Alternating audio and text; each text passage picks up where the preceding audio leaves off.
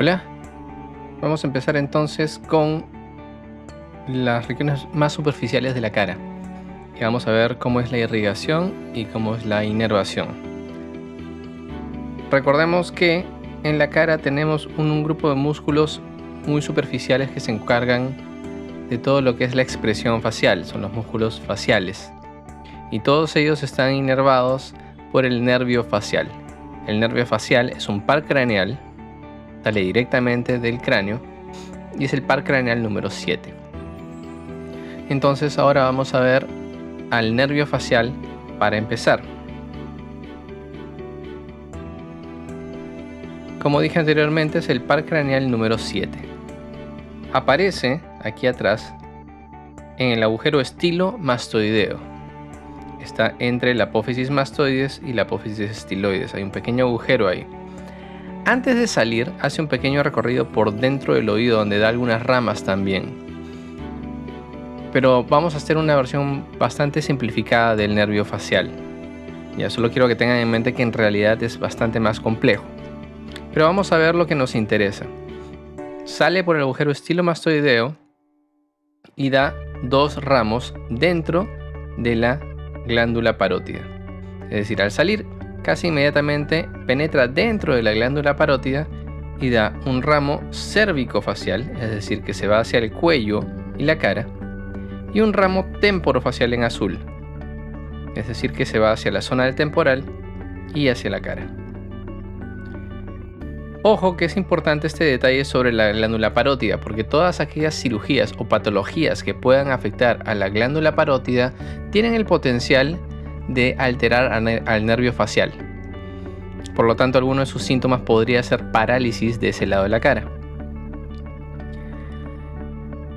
El ramo cérvico-facial y el temporofacial se van a dividir la inervación en dos partes. Lo que es del labio superior hacia arriba es para el ramo temporofacial y del labio superior hacia abajo va a ser el ramo cérvico-facial. Empecemos por aquí abajo. El ramo cérvico-facial va a dar tres ramos principales. Hacia el labio, los bucales inferiores, hacia el mentón, los mentonianos, y hacia el cuello, ramos cervicales. Estos ramos cervicales inervan a un músculo superficial del cuello que se llama platisma. Es solo un detalle aquí, pero lo que más importa es recordar a estos que son para el mentón y para el labio.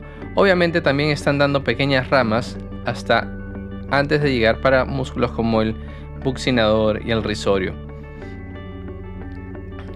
Ahora, el ramo temporofacial va a dar ramos bucales superiores, cigomático, que va a ir hacia el hueso cigomático y todos los músculos que están en esas zonas, cigomático mayor, cigomático menor, etc. Ramos palpebrales, que son los que van al orbicular de los párpados y se van a encargar de cerrar el ojo. Ojo al respecto de esto. Abrir el ojo es función de un músculo que está dentro de la órbita y es función también de inervación de otro nervio. Así que si un paciente tiene parálisis facial, lo que no va a poder hacer es cerrar el ojo. Abrirlo sí. Los ramos frontales que se van hacia los músculos de la frente y ramos temporales que van a inervar músculos que son superficiales al temporal. No confundir. Todos estos nervios no inervan ningún músculo masticatorio. Esos son otro grupo muscular. Entonces estos ramos temporales van a ir hacia músculos que están insertados en la zona de la oreja. Aquellas personas que pueden mover las orejas lo hacen porque tienen la facultad de utilizar estos músculos auriculares anteriores y posteriores que están inervados por estos ramos temporales. Y eso fue lo relativo al nervio facial.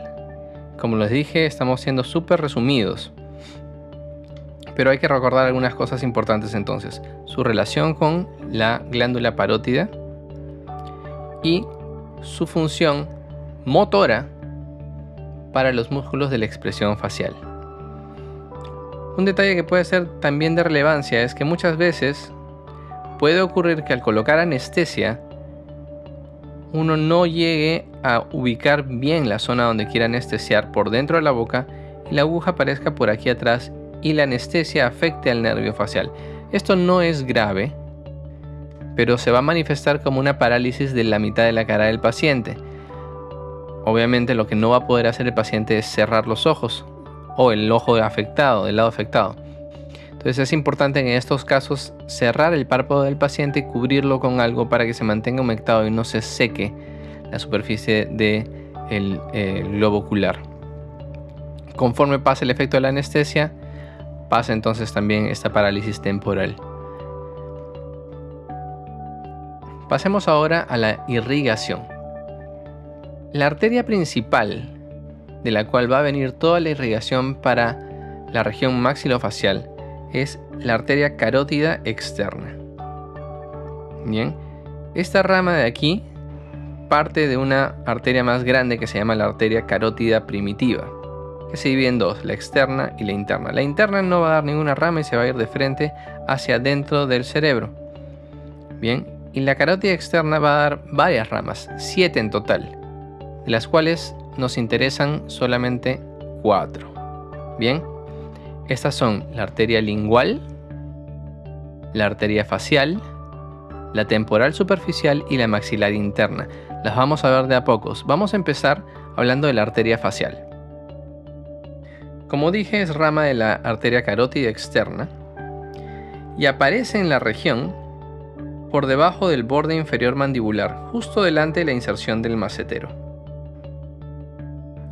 Hace un recorrido hacia arriba y hacia adelante.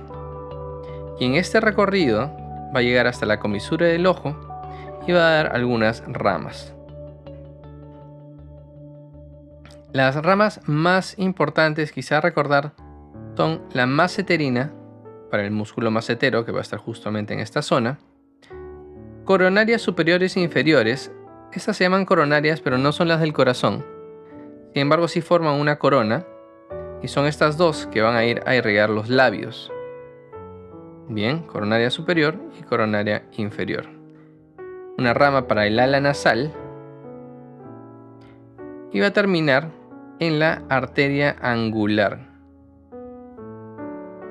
Ojo que esta arteria aquí se une con una arteria que viene por dentro de la órbita, que se llama la arteria oftálmica superior. Esta arteria oftálmica superior es una rama de la carótida interna. Decimos que la carótida interna entra al cerebro y aquí adentro da unas ramas. Esta rama sale por aquí por la órbita, va a dar una rama nasal y hace anastomosis entonces con la arteria facial. De modo que se forma un circuito de circulación de sangre arterial.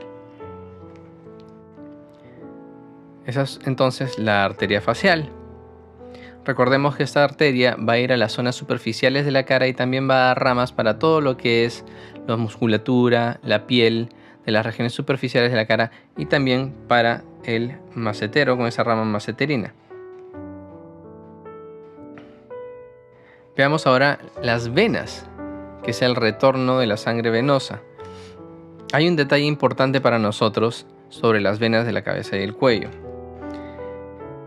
En general también se forma un circuito de circulación entre esta que viene a ser la vena facial, que hace un recorrido muy similar, siempre por detrás de la arteria facial, y también se va a unir con esta vena oftálmica superior que viene de dentro del cerebro. Muy bien, este drenaje va a ir en el otro sentido, ¿no? Desde la comisura interna del ojo va a haber un recorrido inferior y posterior y va a haber un drenaje hasta la vena yugular interna. Bien, esta vena yugular regresa hasta la vena subclavia. Ahora, ¿qué es el detalle importante? Esta zona que se le llama el triángulo de la muerte. Y no es un lugar donde si Bruce Lee te golpea, te mata. Eso no existe. El triángulo de la muerte es una zona donde cualquier infección puede llegar rápidamente hacia esta vena facial. Lo importante de esta vena es que no tiene válvulas, lo que quiere decir que el flujo de la sangre venosa puede ser en cualquier sentido. Entonces, ¿qué es lo que ocurre aquí? Al unirse con la vena oftálmica y formar este circuito, las infecciones que puedan llegar a este circuito venoso pueden ingresar hacia la zona del cerebro y causar una infección interna que puede ser mortal. Y por eso esto se le llama el triángulo de la muerte. Esta zona muy cercana a estas venas, o a esta vena específica, la vena facial, que puede causar una trombosis del seno cavernoso. Por lo tanto, cualquier infección de esta zona, llámese sobre todo infecciones del canino o infecciones de la zona nasal, son peligrosas. Así que por favor, si se van a reventar granitos en esta zona, lávense muy bien las manos y lávense la herida. Eso es lo más importante. Recuerden entonces que la vena facial hace un recorrido posterior a la arteria facial y que no tiene válvulas, por lo tanto es importante tener en cuenta que cualquier infección puede diseminarse hacia el seno cavernoso. Eso es lo más importante para nosotros.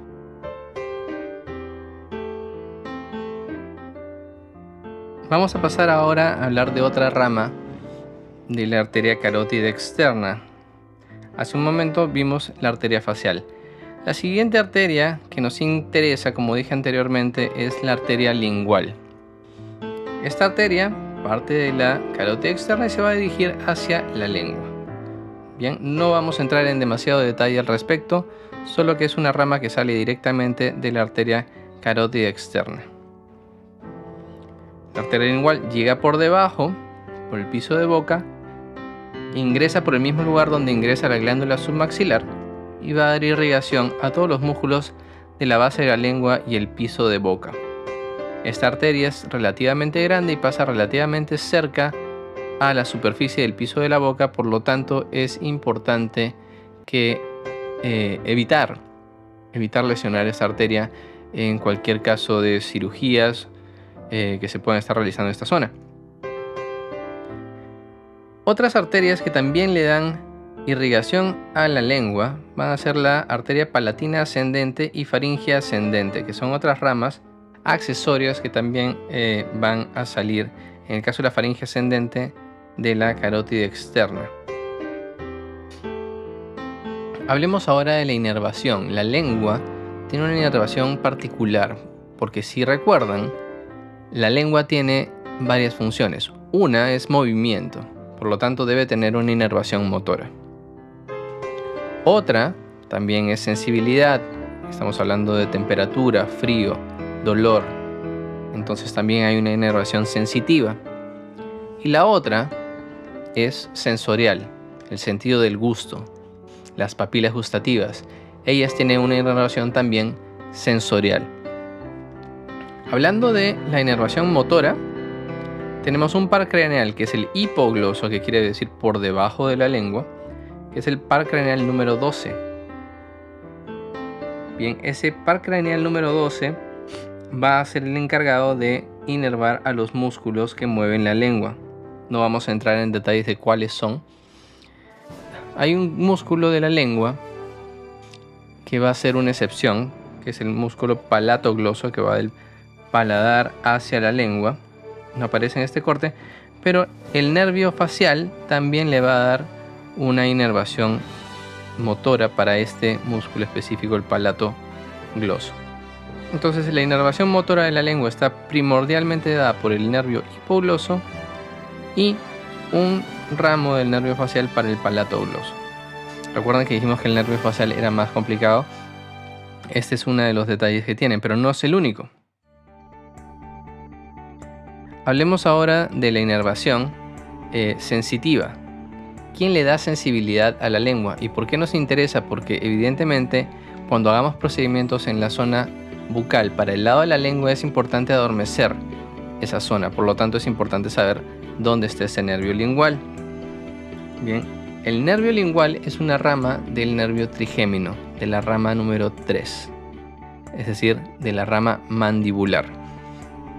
Este nervio va a darle sensación al tercio anterior, o los 2 tercios anteriores, mejor dicho, de la lengua. Bien, acá tenemos entonces en el cuadro que toda esta zona la va a inervar el nervio lingual, que es rama del trigémino. Hacia atrás, la sensibilidad la va a dar el nervio glosofaringio. Es un nervio que viene desde la faringe hacia la lengua. Es el par craneal número 9. Ahora, hablando de la inervación sensorial, el sentido del gusto. Los 2/3 anteriores van a ser dados por una rama del nervio facial, que se llama cuerda del tímpano. Recordemos que hace un momento dijimos que el nervio facial hacía un pequeño recorrido dentro del oído. Ahí da esta rama, que se le llama cuerda del tímpano, que va a llegar hasta la zona de los 2/3 anteriores para darle la inervación sensorial a esa zona de la lengua. El tercio posterior sigue siendo el glosofaringio, que también tiene la facultad de ser un nervio sensorial, además de sensitivo. Bien, entonces en resumen, la arteria lingual es una rama de la carótida externa que viene por debajo en el piso de boca y va a dar irrigación a la lengua. Y la inervación de la lengua la podemos dividir en 3 partes. Sensitiva, que va a estar dada por el nervio lingual, rama del trigémino, en los 2/3 anteriores. Ese es el que nos interesa. Las ramas motoras, que no son ramas ahora del nervio lingual, recordemos que ahora son ramas del nervio hipogloso. Ellos son los que van a dar inervación motora a los músculos de la lengua, a excepción del palato gloso, que le está dando inervación el nervio facial, y la inervación sensorial de los 2/3 anteriores, que viene a cargo de la cuerda del tímpano, rama del facial. Espero que estén tomando nota, porque son bastantes nombres y lamentablemente no hay mucha manera de ayudarlos a aprender. Yo solo estoy tratando de darles un esquema y fijarles cuáles son la información más importante para que la tengan a la mano. Pero ya es parte de ustedes hacer un esquema mental o algún tipo de apunte para realmente tener esto a la mano y poder comprenderlo mejor.